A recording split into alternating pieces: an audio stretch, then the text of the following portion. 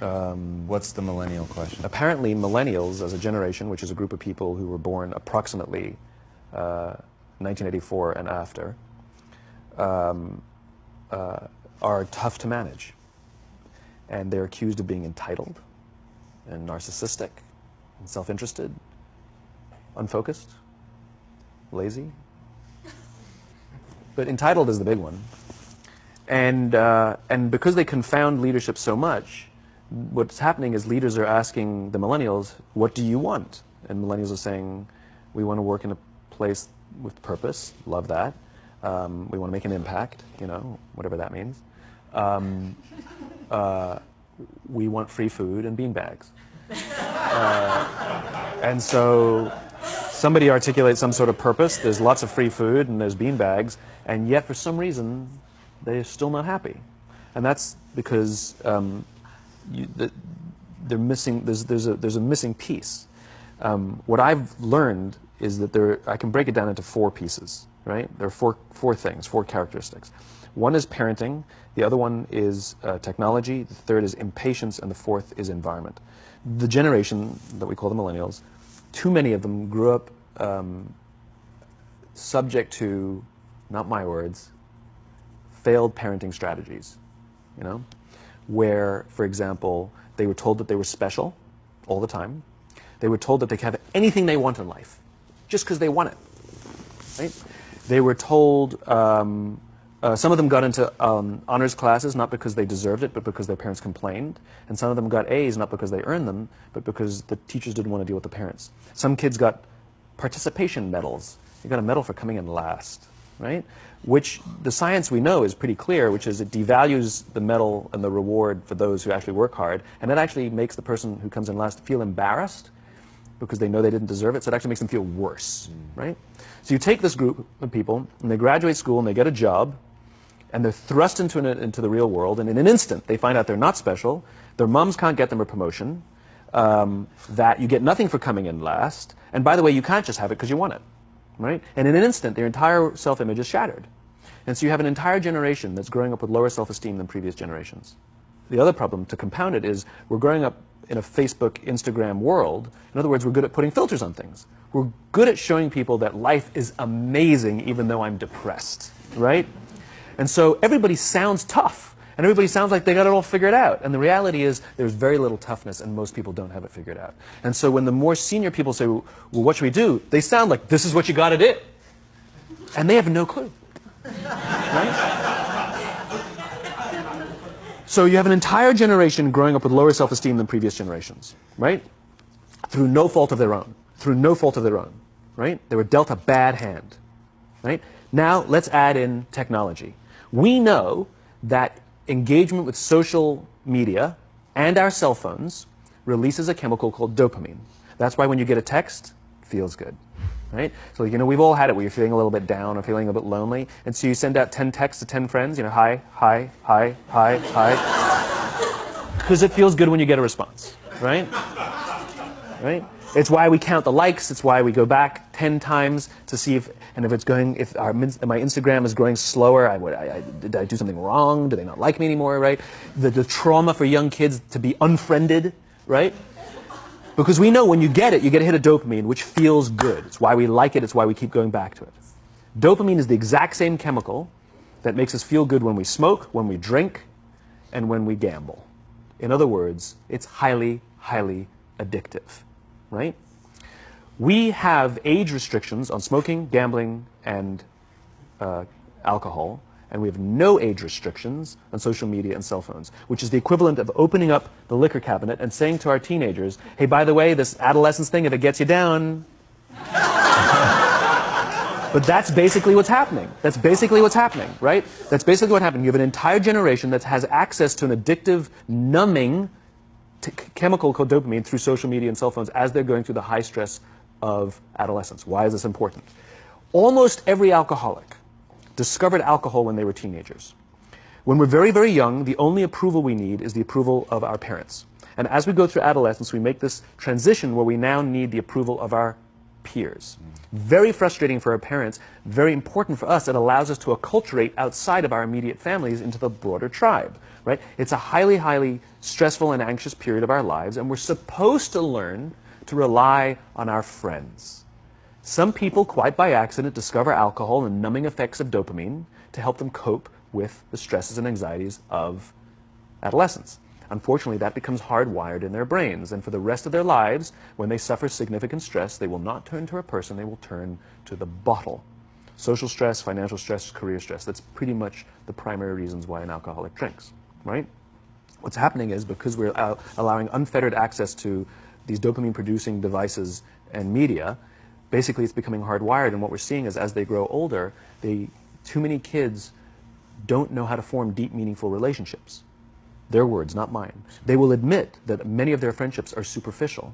They will admit that their friends, that they don't count on their friends, they don't rely on their friends, they have fun with their friends, but they also know that their friends will cancel on them if something better comes along. Deep, meaningful relationships are not there because they never practice the skill set, and worse, they don't have the coping mechanisms to deal with stress. So when significant stress starts to show up in their lives, they're not turning to a person, they're turning to a device, they're turning to social media, they're turning to these things which offer temporary relief. We know, the science is clear, we know that people who spend more time on Facebook suffer higher rates of depression than people who spend less time on Facebook. Right? These things balanced. Alcohol is not bad, too much alcohol is bad. Gambling is fun, too much gambling is dangerous. Right? There's nothing wrong with social media and cell phones. It's the imbalance. Right? If you're sitting at dinner with your friends and you're texting somebody who's not there, that's a problem. That's an addiction.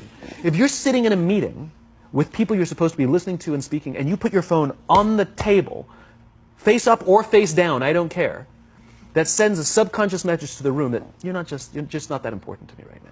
Right? That's what happens. And the fact that you cannot put it away is because you are addicted.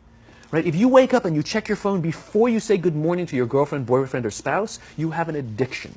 And like all addiction, in time, it'll destroy relationships, it'll cost time, and it'll cost money, and it'll make your life worse. Right?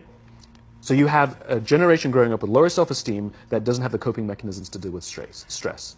Right? Now you add in the sense of impatience. Right? They've grown up in a world of instant gratification. You want to buy something, you go on Amazon, it arrives the next day. You want to watch a movie? Log on and watch a movie. You don't check movie times. You want to watch a TV show? Binge. You don't even have to wait week to week to week. Right? I know people who skip seasons just so they can binge at the end of the season. Right? Instant gratification. You want to go on a date? You don't even have to learn how to be like, hey. You don't even have to learn and practice that skill. You don't have to be the uncomfortable one who says yes when you mean no, and says no when you mean no, but yes when you... You don't have to swipe right. Bang, I'm a stud. Right? You don't have to learn the social coping mechanisms. Right? Everything you want, you can have instantaneously. Everything you want, instant gratification. Except job satisfaction and strength of relationships, there ain't no app for that. They are slow, meandering, uncomfortable, messy processes. And so I keep meeting these wonderful, fantastic, idealistic, hardworking, smart kids. They've just graduated school. They're in their entry-level job. And I sit down with them and I go, how's it going? They go, I think I'm going to quit. I'm like, why? They're like, I'm not making an impact. I'm like, you've been here 8 months. You know? It's as if they're standing at the foot of a mountain. And they have this abstract concept called impact that they want to have in the world, which is the summit. What they don't see is the mountain. I don't care if you go up the mountain quickly or slowly, but there's still a mountain. And so what this young generation needs to learn is patience. That some things that really, really matter, like love, or job fulfillment, joy, love of life, self-confidence, a skill set, any of these things, all of these things take time. Sometimes you can expedite pieces of it, but the overall journey is arduous and long and difficult. And if you don't ask for help and learn that skill set, you will fall off the mountain. Or you will, the worst case scenario, and we're already seeing it, the worst case scenario is we're seeing an increase in suicide rates. We're seeing an increase in this generation. We're seeing an increase in accidental deaths due to drug overdoses. We're seeing more and more kids drop out of school or take leaves of absence due to depression. Unheard of. These are all, this is really bad. The best case scenario, those are all bad cases, right? The best case scenario is you'll have an entire population growing up and going through life and just never really finding joy. They'll never really find deep fulfillment in work or in life. They'll just waft through life, and it'll be just, it's fine. How's your job? It's fine. It's the same as yesterday. How's your relationship? It's fine. Like that's the best case scenario. Which leads me to the fourth point, which is environment. Which is we're taking this amazing group of young, fantastic kids who were just dealt a bad hand. It's no fault of their own. And we put them in corporate environments that care more about the numbers than they do about the kids. They care more about the short-term gains than the long-term life of this young human being. We care more about the year than the lifetime, right? And so we are putting them in corporate environments that aren't helping them build their confidence, that aren't helping them learn the skills of cooperation, that aren't helping them overcome the challenges of a digital world and finding more balance, that isn't helping them overcome the need to have instant gratification and teach them the joys and impact and the fulfillment you get from working hard on something for a long time that cannot be done in a month or even in a year. And so we're thrusting to them in corporate environments, and the worst part about it is they think it's them. They blame themselves. They think it's them who can't deal. And so it makes it all worse. It's not. I'm here to tell them it's not them. It's the corporations. It's the corporate environments. It's the total lack of good leadership in our world today that is making them feel the way they do. They were dealt a bad hand, and I hate to say it, but it's the company's responsibility. Sucks to be you, like we have no choice, right? This is what we got, and I wish that society and their parents did a better job. They didn't. So we're getting them in our companies, and we now have to pick up the slack. We have to work extra hard to figure out the ways that we build their confidence. We have to work extra hard to find ways to teach them the social skills that they're missing out on. There should be no cell phones in conference rooms. None. Zero. And I don't mean the kind of like sitting outside waiting to text. I mean like when you're sitting and waiting for a meeting to start, this is what we all do. We all sit here and wait for the meeting to start. Meeting starting? Okay. And we start the meeting. No, that's not how relationships are formed. Remember we talked about it's the little things? Relationships are formed this way. We're waiting for a meeting to start and we go, how's your dad? I heard he was in the hospital. Oh, he's really good. Thanks for asking. He's actually at home now. Oh, I'm really glad. It was really amazing. I know, it was really scary for a while. That's how you form relationships. Hey, did you ever get that report done? Oh my God, no, I didn't. I'll help you out. Can I help you out with that? Really? That's how trust forms. Trust doesn't form at an event in a day. Even bad times don't form trust immediately. It's the slow, steady consistency. And we have to create mechanisms where we allow for those little innocuous interactions to happen. But when we allow cell phones in conference rooms, we just, okay, have the meeting. And then my favorite is like when there's a cell phone there and you go like this, you go. It rings and you go. I'm not going to answer that. Mr. Magnanimous, you know? When you're out for dinner with your friends, like, I do this with my friends. When we're going out for dinner and we're leaving together, we'll leave our cell phones at home. Who are we calling? Maybe one of us will bring a phone in case we need to call an Uber or take a picture of our meal. That's what I was saying. Come on. I'm an idealist, but I'm not insane. You know? Not a heathen. I mean, it looked really good. We'll take one phone. And so it's like an alcoholic. The reason you take the alcohol out of the house is because we cannot trust our willpower. We're just not strong enough. But when you remove the temptation, it actually makes it a lot easier. And so when you just say, don't check your phone, people literally will go like this. And somebody will go to the bathroom, and what's the first thing we do? Because I wouldn't want to look around the restaurant for a minute and a half, you know? But if you don't have the phone, you just kind of enjoy the world. And that's where ideas happen.